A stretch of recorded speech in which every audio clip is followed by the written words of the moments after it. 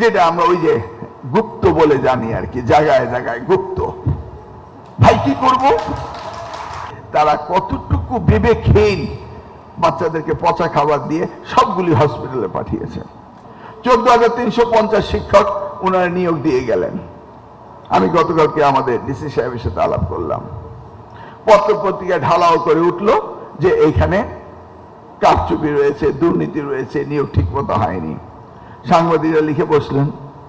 তা আমি এটাকে ভেরিফাই করা শুরু করলাম যে এটাকে ভেরিফাই করতে হবে।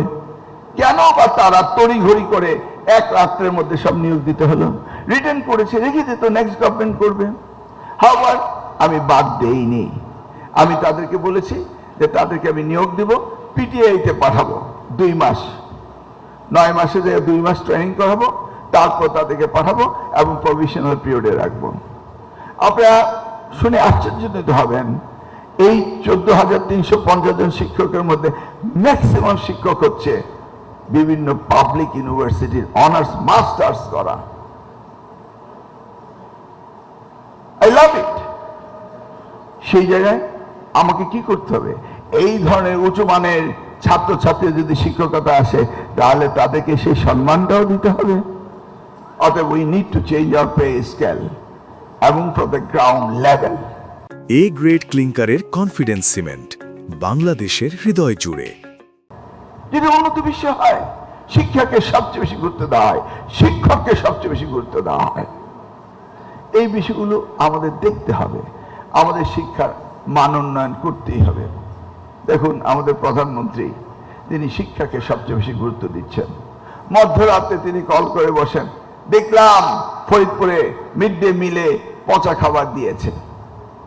দেখুন, কন্ট্রাক্টররা কন্ট্রাক্ট নিয়েছে, তারা কতটুকু বিবেকহীন, বাচ্চাদেরকে পচা খাবার দিয়ে সবগুলি হসপিটালে পাঠিয়েছে। Nobody cares, no civic sense। আমাদের হিউম্যান বিং তাই মনে হয় না। আমি ইমিডিয়েটলি মামলা করতে বললাম, একজন মামলা করলেন কগনিজেবল অফেন্স, মাগুরা উনি কগনিজেবল অফেন্স হিসেবে মামলা করলো না। মানে এভরিহ্যার দে আর ট্রাইং টু বাইপাস। আইনত বিষাক্ত খাবার রিপোর্ট দিয়েছে সিভিল সার্জন, ডিসি সাহেব, এটা কি কগনিজেবল মামলা হয় না? কিভাবে ফরিদপুরে করলেন, মাগুরায় করলেন না? মানে এইভাবে আমাকে মাইক্রো লেভেলে খোঁজ নিতে হয়। তার মানে কি, there is a certain people doesn't want to cooperate with us। এইভাবে যদি এখনই আমাদের ভিতরে থেকে আমাদের কোঅপারেশন না করেন, যেটা আমরা ওই যে গুপ্ত বলে জানি আর কি, জায়গায় জায়গায় গুপ্ত। ভাই কি করব? Try to understand।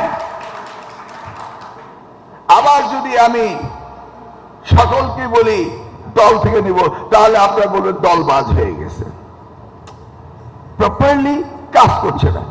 This we need, everybody should love Bangladesh. আজকে গুপ্ত হোক আর অগুপ্ত হোক, আমরা সকলেই তো এই জুলাই 36-এর সৈনিক ছিলাম। আমরা সকলে মিলে যে দেশকে স্বাধীন করেছিলাম, তাহলে আজকে আমাদের প্রশাসনের এই দুর্বলতা থাকবে কেন? I don't understand।